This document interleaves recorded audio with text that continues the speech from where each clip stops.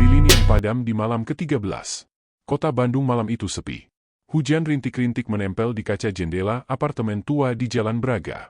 Di dalam apartemen minimalis dengan lampu temaram, detektif Dimas Ardianto, pria berusia 34 tahun dengan wajah lelah namun tajam, duduk menatap papan bukti yang dipenuhi foto, catatan, dan kliping koran. Aroma kopi hitam dan kertas basah memenuhi udara. Malam ini adalah malam ke-13 sejak kasus itu dimulai, kasus yang telah mengacaukan hidup seorang pengusaha lokal, Andra Santoso, karena kehilangan adik perempuannya, Maya Santoso, secara misterius. Dimas menatap lilin yang baru saja ia nyalakan di meja kerjanya. Lilin itu hanya simbol, katanya pada dirinya sendiri, untuk mengingatkan bahwa setiap detik sangat berharga. Namun, baru beberapa menit, lilin itu padam dengan sendirinya. Dimas mengernyit, memutar kursi, dan menyalakan kembali lilin itu. Sebuah tanda? Ia tak percaya pada hal-hal supranatural, tapi simbolisme kadang muncul dari hal paling sederhana. Sementara itu, di sisi lain kota, Alira Pratama, seorang analis forensik berusia 29 tahun, tengah memeriksa laboratorium dengan teliti. Alira adalah sosok tenang tapi persuasif. Ia memeriksa sampel sidik jari dari lokasi hilangnya Maya, membandingkan data elektronik, dan mencatat segala ketidaksesuaian. Dimas akhirnya mengangkat telepon. Suara di ujung sana adalah Rina Suryani, wartawan investigasi yang sudah lama menjadi sekutu detektif itu. Dimas, aku menemukan sesuatu, katanya cepat.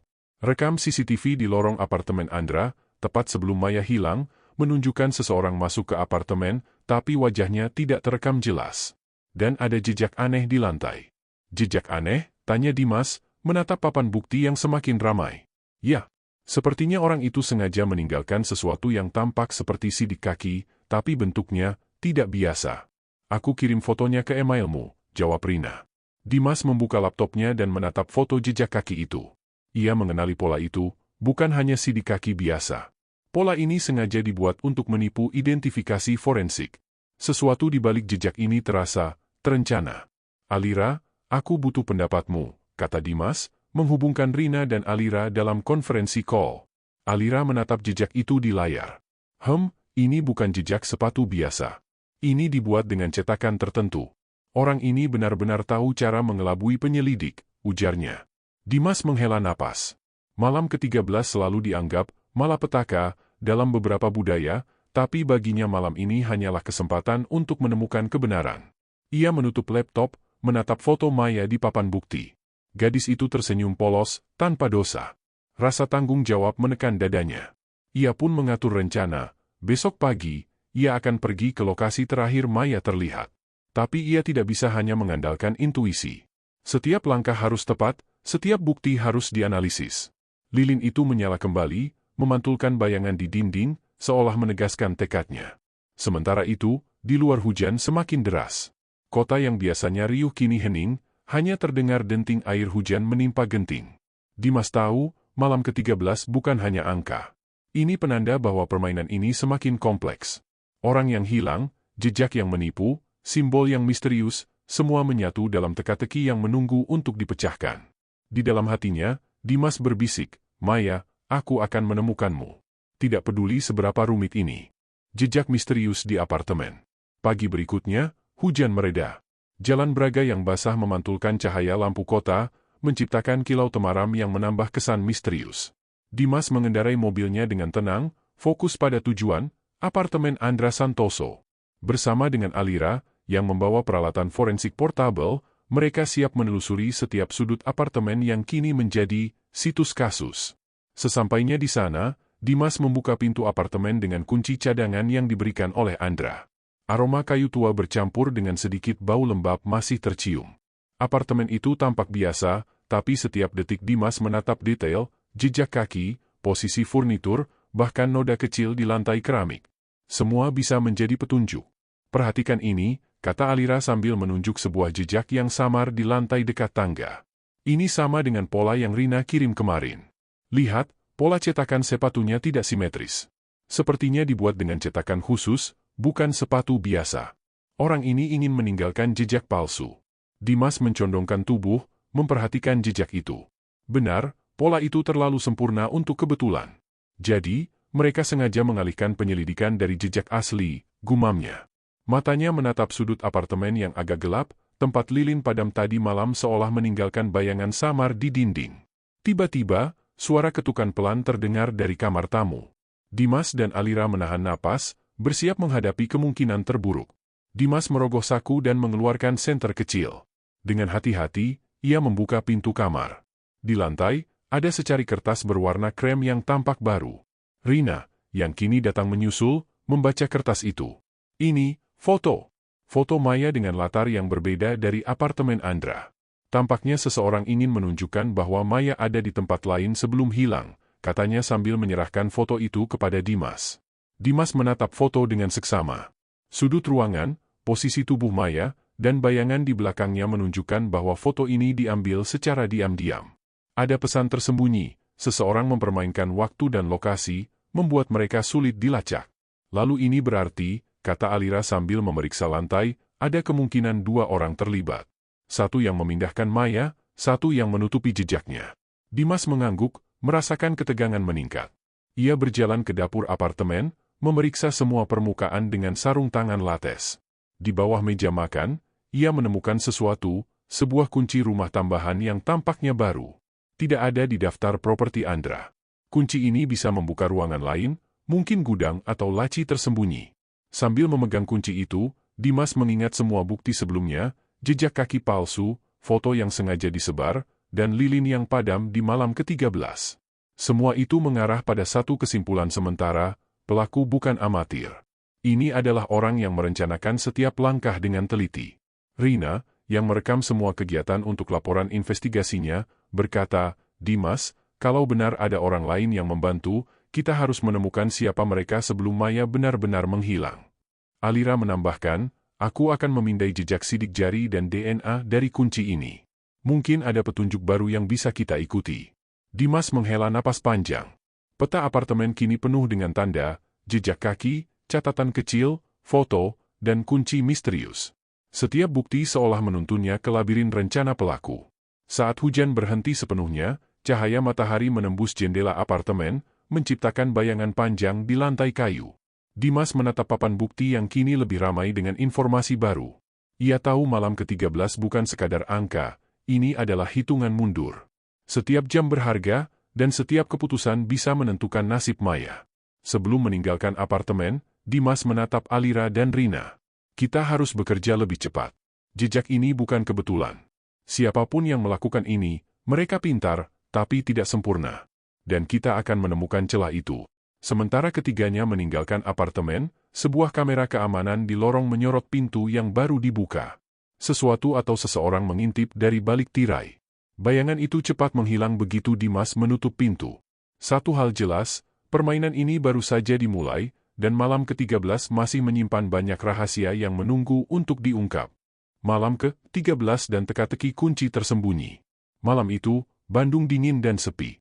Lampu jalan yang remang tampak berkelip di trotoar basah, menciptakan bayangan panjang yang seakan ikut mengawasi langkah Dimas. Di mobilnya, Dimas menatap kunci misterius yang ia temukan di apartemen Andra. Kunci itu terasa berat di tangan, seolah menyimpan rahasia yang lebih gelap daripada yang terlihat. Alira duduk di sampingnya dengan laptop, menganalisis hasil DNA dan sidik jari dari kunci. Ini menarik, katanya sambil menatap layar. Sidik jari di kunci ini bukan milik Maya atau Andra. Ada kemungkinan pelaku kedua, orang yang sengaja memanipulasi bukti. Tapi yang lebih aneh, DNA dari noda minyak di kunci ini mencocokkan dengan seseorang yang tinggal di komplek perumahan yang sama dengan Andra. Tapi catatan kepolisian tidak ada yang cocok. Rina, yang mencatat semua aktivitas untuk laporan investigasi, mengerutkan kening. Jadi pelaku bisa seseorang dari lingkungan dekat Andra? Atau seseorang yang ingin terlihat dekat tapi sebenarnya orang luar? Dimas menghela napas panjang. Ia memutar kunci itu di tangan, memikirkan kemungkinan strategi pelaku. Semua bukti menunjukkan perencanaan matang, jejak kaki palsu, foto Maya di lokasi berbeda, dan kunci tersembunyi yang membuka sesuatu yang penting. Semua dibuat untuk menipu tim penyelidik. Jika pelaku tahu kita mengikuti setiap gerakan, mereka pasti sudah mengantisipasi kita, gumam Dimas. Mereka bermain catur dengan kita, dan setiap langkah harus dipikirkan dengan presisi. Alira menatapnya serius. Dimas, kita harus bertindak cepat. Malam ke-13 adalah simbol penting bagi pelaku. Bisa jadi mereka sengaja menunggu malam ini untuk memindahkan Maya atau menyiapkan bukti palsu berikutnya. Ini bukan kebetulan. Ada pola psikologis di balik tindakan mereka. Dimas menutup mata sejenak. Ia dihadapkan pada dilema. Apakah harus menunggu informasi lebih lanjut dari laboratorium Alira atau langsung masuk ke lokasi yang kemungkinan menjadi tempat persembunyian Maya? Setiap detik berarti. Akhirnya, Dimas memutuskan. Kita bergerak malam ini. Tidak menunggu lagi. Kita akan ke alamat yang dicocokkan dengan DNA ini. Tapi kita harus hati-hati, pelaku pasti menunggu jebakan. Di lokasi yang ditunjukkan oleh data, mereka menemukan sebuah rumah tua yang tampak kosong. Ket kusam, jendela retak, dan pintu sedikit terbuka memberi kesan bahwa rumah ini sudah lama ditinggalkan. Dimas menyalakan senter dan memeriksa sekeliling. Setiap langkah harus hati-hati. Alira mendeteksi sesuatu. Dimas, di lantai atas ada bekas jejak kaki yang sama dengan pola cetakan sepatu palsu yang kita temukan di apartemen Andra. Ini berarti pelaku baru saja berada di sini. Mereka menaiki tangga dengan perlahan. Di ujung lorong, sebuah pintu kayu tua terlihat berbeda. Ada celah kecil di bawah pintu, cahaya samar menembus. Dimas mengeluarkan kunci yang mereka temukan sebelumnya dan memasukkannya ke lubang. Kunci masuk dengan tepat. Saat pintu terbuka perlahan, aroma lembab dan debu tua menyeruak. Di dalam, sebuah kamar kecil dengan beberapa perabot minimalis terlihat, tapi di sudut, sebuah tas besar tersampir. Dimas menahan napas, menatap tas itu. Apakah Maya ada di dalam? Sebelum ia berani membuka tas, suara langkah terdengar di luar pintu. Dimas langsung menurunkan diri ke lantai, menginstruksikan Alira dan Rina bersembunyi di balik lemari. Bayangan seorang pria masuk ke kamar, mengenakan jaket gelap. Ia mengintip kamar, kemudian meletakkan sesuatu di meja, sebuah amplop berwarna coklat. Dimas mencatat setiap gerakan. Amplop itu kemungkinan berisi pesan atau bukti yang sengaja ditinggalkan untuk mereka. Pria itu keluar, menutup pintu dengan hati-hati. Detik itu Dimas sadar satu hal, pelaku ini sangat cerdas. Mereka sengaja memberi teka-teki agar penyelidik mengikuti pola yang sudah direncanakan. Setelah pria itu pergi, Dimas membuka amplop perlahan. Di dalamnya, sebuah catatan tertulis rapi. Semua langkahmu sudah terlihat. Keputusanmu menentukan nasibnya. Malam ke-13 adalah kunci. Dimas menatap catatan itu, merasakan ketegangan meningkat. Strategi pelaku bukan hanya memanipulasi bukti, tapi juga psikologi tim penyelidik. Setiap langkah mereka diuji. Ia menatap Alira dan Rina, lalu berkata tegas, malam ke-13 bukan sekadar simbol. Ini jebakan psikologis. Tapi kita punya bukti ilmiah, jejak DNA, dan pola perilaku. Sekarang tergantung kita, apakah kita bisa memecahkan teka-teki ini sebelum waktunya habis. Lampu jalan di luar berkedip samar, bayangan mereka memanjang di lantai rumah tua itu. Malam ke-13 menuntut keputusan, keberanian, dan strategi yang tepat. Dan Dimas tahu, besok malam akan menjadi titik balik dari seluruh kasus ini. Perburuan di lorong gelap, menguak jejak pelaku. Malam itu kota Bandung tampak berbeda. Lampu jalan memantul di genangan hujan yang tersisa, membentuk kilau temaram yang memanjang di lorong-lorong sempit. Dimas, Alira, dan Rina berada di kawasan perumahan tua yang menurut data DNA, terkait dengan kunci misterius yang mereka temukan. Atmosfernya tegang, angin berdesir melalui celah-celah bangunan tua, seolah memberi peringatan. Dimas, aku memindai sinyal CCTV sekitar. Ada pergerakan di lorong utama, kata Rina sambil menunjuk layar tablet. Bayangan seseorang terlihat melintas cepat, mengenakan jaket gelap yang sama seperti yang mereka lihat di rumah tua sebelumnya. Dimas menatap layar. Itu dia. Pelaku kita masih aktif. Kita harus mengikuti jejaknya, tapi hati-hati. Jangan sampai ia sadar kalau kita membuntuti. Mereka mulai berjalan perlahan di lorong sempit, setiap langkah diperhitungkan. Alira membawa alat forensik portable untuk mendeteksi sidik jari atau partikel yang mungkin tertinggal di lantai atau dinding. Lorong gelap ini dipenuhi aroma lembab dan kayu tua, dan setiap suara, gemerisik daun, tetesan air, atau langkah kaki jauh, terasa menegangkan. Tiba-tiba, di salah satu persimpangan lorong, Rina menunjuk ke lantai. Dimas, lihat ini. Di lantai, ada jejak cairan tipis yang mengilap di bawah cahaya senter mereka. Alira memeriksa lebih dekat. Ini, bukan darah. Tapi sepertinya pelumas atau minyak mesin. Bisa jadi pelaku membawa sesuatu mekanis. Dan lihat, ada sidik jari samar di dekat tumpahan ini. Dimas menunduk, memperhatikan dengan seksama. Ini petunjuk baru. Pelaku sengaja meninggalkan sesuatu yang bisa memancing kita, tapi juga menunjukkan ke arah yang ia inginkan kita ikuti. Di persimpangan lain, pintu besi kecil yang tampak terkunci setengah terbuka. Dimas mengangkat alisnya. Ini mencurigakan. Bisa jadi jebakan atau lokasi sementara Maya. Ia berpikir sejenak. Berdasarkan pola pelaku, kemungkinan besar mereka ingin detektif tergesa-gesa mengambil keputusan, mengabaikan analisis ilmiah. Alira menatapnya serius. Dimas, kita punya dua opsi. Ikuti naluri dan langsung buka pintu ini, atau periksa dulu semua bukti yang ada, DNA, sidik jari, dan jejak cairan, untuk memastikan ini bukan jebakan. Dimas menghela napas. Nalurinya mengatakan ada sesuatu penting di dalam, tapi pengalamannya menuntunnya untuk selalu mengandalkan bukti. Malam ke-13 ini menuntut keseimbangan antara keberanian dan analisis ilmiah. Akhirnya, ia berkata, kita lakukan keduanya. Alira, analisis cepat sidik jari dan partikel di lantai. Rina, dokumentasikan semua. Aku masuk perlahan, tapi siap mundur jika ada bahaya. Dimas membuka pintu besi dengan hati-hati. Sebuah tangga besi menuju ruang bawah tanah terlihat, remang, berdebu, dan bau lembab. Langkahnya terdengar jelas di ruang hampa. Di lantai, tumpukan kardus dan beberapa tas tua menutupi sebagian ruang. Tiba-tiba, suara pergerakan terdengar dari sudut ruangan. Dimas menahan napas. Bayangan pelaku bergerak cepat menuju pintu belakang ruang bawah tanah, meninggalkan sebuah amplop kecil di atas kardus. Dimas mendekat, membuka amplop itu. Di dalamnya, sebuah catatan, langkahmu sudah diatur, tapi jangan salah. Pilih mana, bukti atau intuisi. Salah langkah, semuanya hilang. Dimas menatap catatan itu, napasnya terengah.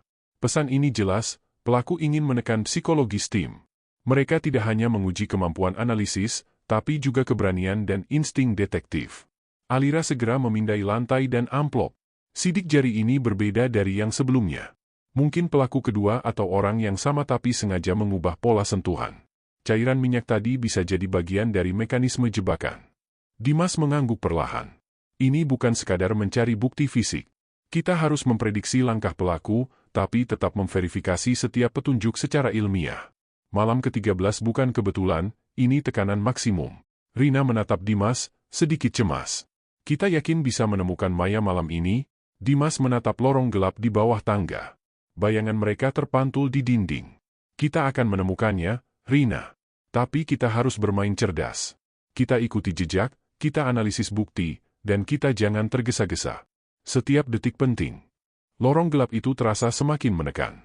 Namun tim detektif tahu satu hal. Meski pelaku pandai menipu dan bermain psikologi, metode ilmiah, pengamatan tajam, dan naluri detektif yang terlatih akan menjadi kunci untuk membuka rahasia malam ke-13 ini. Tembok rahasia dan petunjuk yang terlupakan. Malam itu, dingin Bandung semakin menusuk kulit.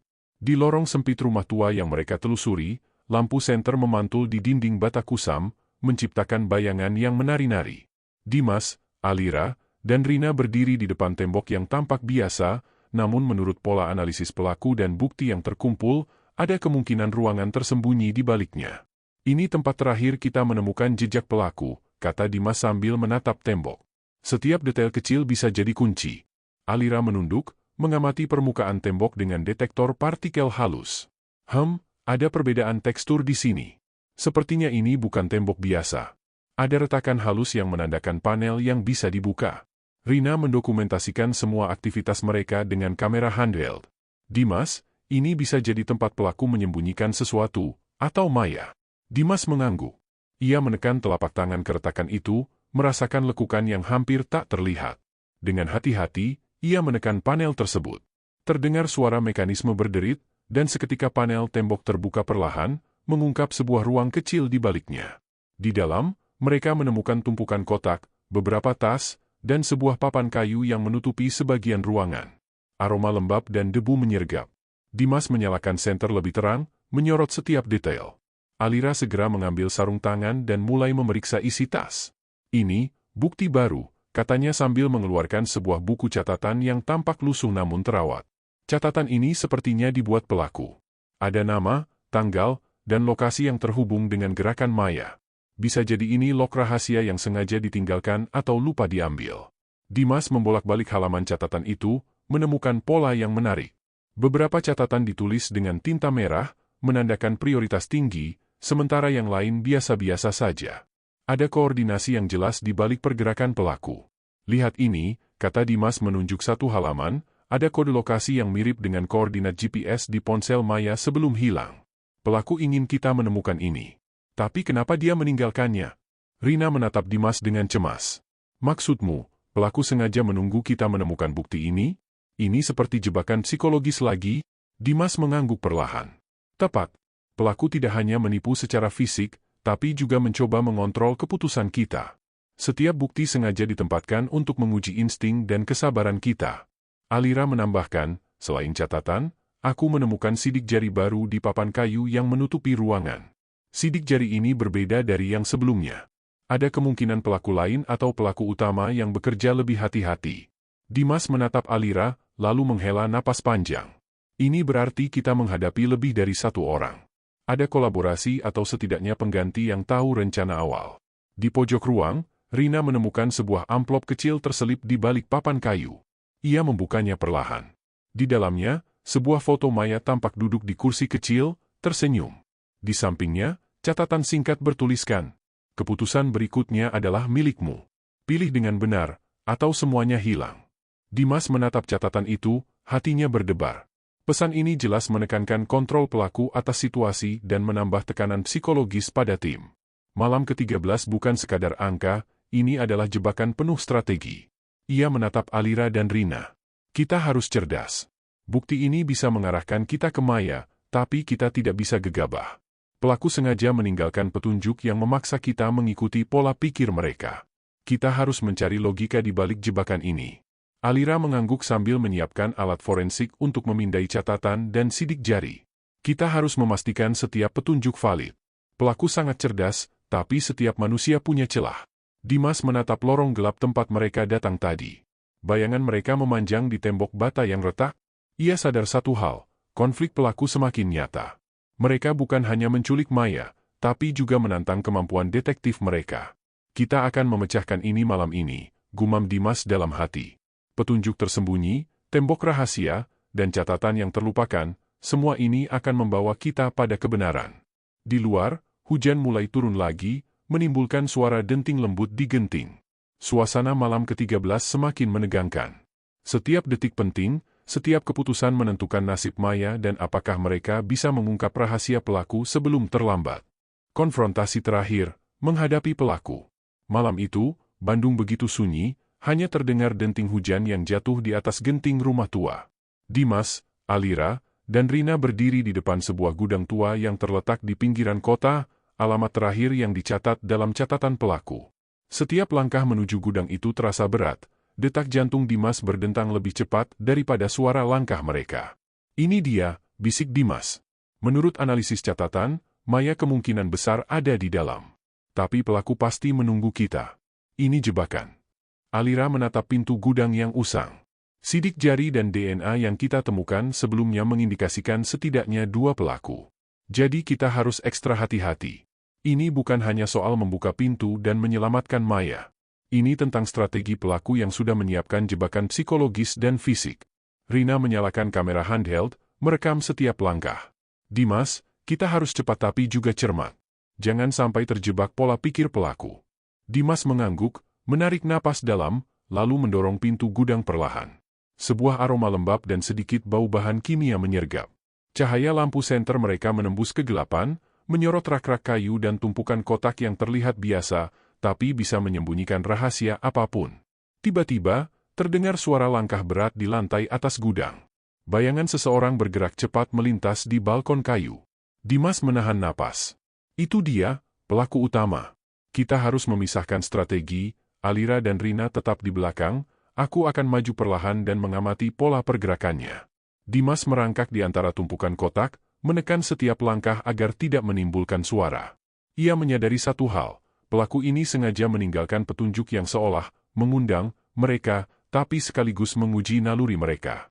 Ia mengingat catatan sebelumnya, pesan, pilih dengan benar, atau semuanya hilang. Di sudut gudang, ia melihat Maya. Gadis itu duduk di kursi kecil, tampak lelah tapi tidak terluka. Mata mereka bertemu. Maya mengangguk perlahan, seolah memberitahu Dimas bahwa ia masih sadar. Tiba-tiba, pelaku muncul dari balik rak.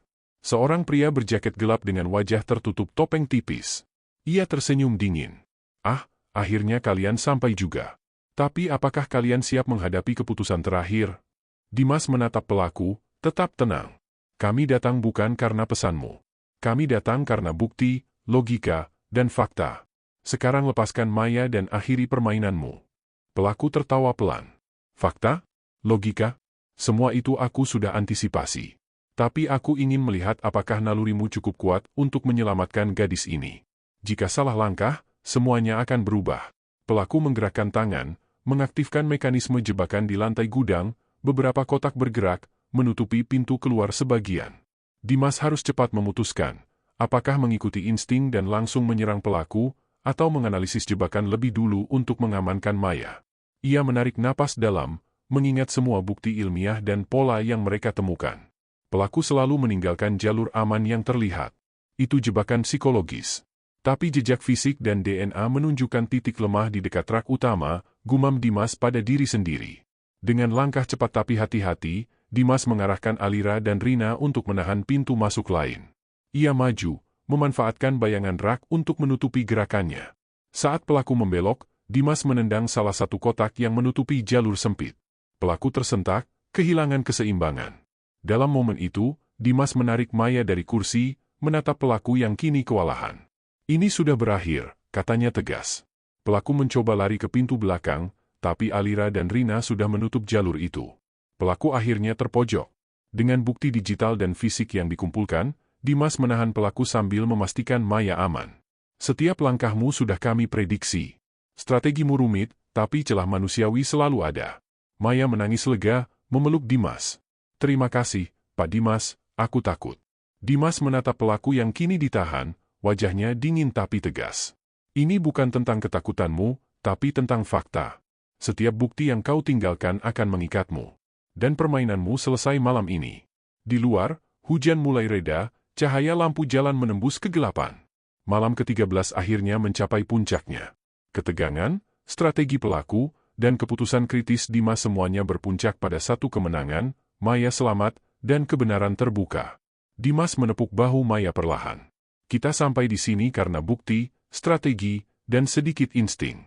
Malam ke-13 bukan akhir, tapi pelajaran." Rina merekam semua momen ini, sementara Alira mulai memproses bukti tambahan untuk kepolisian. Semua terhubung, jejak, kunci, catatan, dan jebakan psikologis pelaku kini menjadi bukti yang tidak terbantahkan. Dimas menatap langit hujan di luar gudang, lega tapi waspada. Malam ke-13 telah berlalu, namun pengalaman dan pelajaran dari kasus ini akan selalu diingat. Kebenaran terungkap. Pagi itu, kabut tipis menyelimuti halaman markas besar kepolisian Bandung. Suasana hening, hanya terdengar langkah kaki para petugas yang lalu lalang membawa berkas kasus besar yang baru saja ditutup. Di salah satu ruang investigasi, Dimas duduk di depan papan bukti yang kini penuh dengan catatan, foto, dan garis merah yang telah menghubungkan seluruh teka-teki selama 2 minggu terakhir. Maya duduk di sudut ruangan, menatap cangkir teh yang mengepul di tangannya. Wajahnya pucat, tapi matanya kini tenang. Ia masih kesulitan mempercayai bahwa semua penderitaannya sudah berakhir. Di hadapannya, Alira sedang menutup laptop yang berisi hasil akhir analisis digital dari semua bukti. Rina sibuk memeriksa berkas terakhir sebelum diserahkan ke pihak kejaksaan. "Semua sudah lengkap," kata Alira pelan. "DNA, sidik jari, rekaman CCTV, dan jejak keuangan semuanya mengarah pada satu orang, Randy Prakoso." Nama itu menggema di ruangan. Randy, mantan teknisi laboratorium forensik yang dipecat 3 tahun lalu karena memalsukan hasil autopsi demi menutupi kasus korupsi. Sejak itu, ia menghilang, menyimpan dendam terhadap institusi yang dianggap telah menghancurkan hidupnya. Rina menambahkan, dia merancang seluruh skenario ini untuk mempermainkan sistem yang dulu menyingkirkannya. Maya dijadikan umpan karena ia adalah saksi dalam kasus pemalsuan dokumen yang pernah menjeratnya. Dimas menatap papan bukti itu dalam diam. Semua akhirnya masuk akal, pesan aneh, lilin yang padam setiap malam, dan pola tanggal ke-13 yang terus berulang. Itu bukan simbol mistis, melainkan sandi. 13 adalah nomor laboratorium forensik tempat Randy dulu bekerja. Lilin yang padam setiap malam hanyalah representasi dari eksperimen waktu dan kesalahan manusia yang ingin ia buktikan, bahwa bahkan cahaya kebenaran pun bisa dipadamkan jika tak dijaga dengan disiplin. Dia ingin menunjukkan bahwa sistem keadilan bisa dimanipulasi, ujar Dimas perlahan. Tapi justru lewat kasus ini, kita membuktikan hal sebaliknya. Bukti ilmiah, kerja sama tim, dan ketekunan tetap menang atas manipulasi. Maya menatap Dimas. Aku tidak tahu bagaimana aku bisa berterima kasih. Saat aku mendengar langkah kalian datang malam itu, aku tahu aku masih punya harapan. Dimas tersenyum samar. Kamu tidak perlu berterima kasih, Maya. Yang penting sekarang kamu aman. Tapi ingat, kasus seperti ini akan selalu ada. Yang bisa kita lakukan hanya memastikan kebenaran tidak padam. Beberapa jam kemudian, Dimas berjalan keluar dari ruang interogasi, di mana Randy kini duduk terborgol. Lelaki itu tersenyum miring saat melihat Dimas. Kau tahu, Dimas, katanya dengan suara serak, aku tidak membenci kebenaran. Aku hanya ingin melihat apakah sistem yang kau percayai benar-benar bisa menegakkannya tanpa hancur. Dimas menatapnya tanpa emosi. Dan sekarang kau melihat sendiri jawabannya. Ya, jawab Randy lirih. Tapi lihatlah sekelilingmu, Dimas. Masih banyak lilin yang padam tanpa sempat menyala. Dimas berbalik tanpa menjawab. Ia tahu kata-kata Randy bukan sepenuhnya salah, tapi bukan juga pembenaran. Dunia keadilan memang tak sempurna, tapi menyerah pada kegelapan bukanlah jawabannya. Malam harinya, setelah semua berkas diserahkan dan laporan resmi ditutup, Dimas, Alira, dan Rina duduk di sebuah kafe kecil di Jalan Braga. Lampu kuning remang menerangi meja mereka, dan suasana Bandung kembali terasa damai. Rina meneguk kopinya. Kasus ini benar-benar menekan emosi kita. Aku sempat berpikir Maya sudah takkan selamat. Alira tersenyum tipis. Aku juga.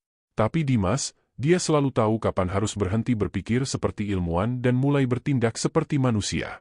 Dimas tertawa kecil. Kalian terlalu memuji. Aku hanya beruntung punya tim yang tak mudah menyerah. Kebenaran bukan tentang siapa yang paling pintar, tapi siapa yang paling sabar menunggu waktu mengungkap semuanya. Hujan mulai turun ringan di luar jendela. Dimas menatap ke arah jalan yang basah dan berkilau oleh cahaya lampu. Kalian tahu, ujarnya pelan. Randy salah satu dari banyak orang yang merasa dilupakan sistem. Tapi aku ingin percaya bahwa kebenaran, sekecil apapun, selalu menemukan jalannya. Sama seperti lilin yang mungkin pada malam ini, tapi besok, seseorang pasti menyalakannya lagi. Alira menatap Dimas lama, kemudian tersenyum. Kalimat itu cocok jadi judul laporan penutupanmu, Kapten. Dimas tersenyum kecil. Mungkin aku akan menulisnya. Lilin yang padam di malam ke-13, bukan hanya tentang kejahatan, tapi tentang bagaimana kebenaran diuji oleh manusia yang ingin membuktikan sebaliknya. Mereka terdiam beberapa saat, menikmati kesunyian malam yang perlahan mereda. Di luar, angin meniup lembut dedaunan basah. Sebuah lilin kecil di meja kafe itu berkedip karena hembusan angin, nyaris padam, namun tetap menyala. Dimas menatapnya dalam-dalam. Selama ada orang yang berjuang menyalakan cahaya, katanya pelan, maka kegelapan takkan pernah menang.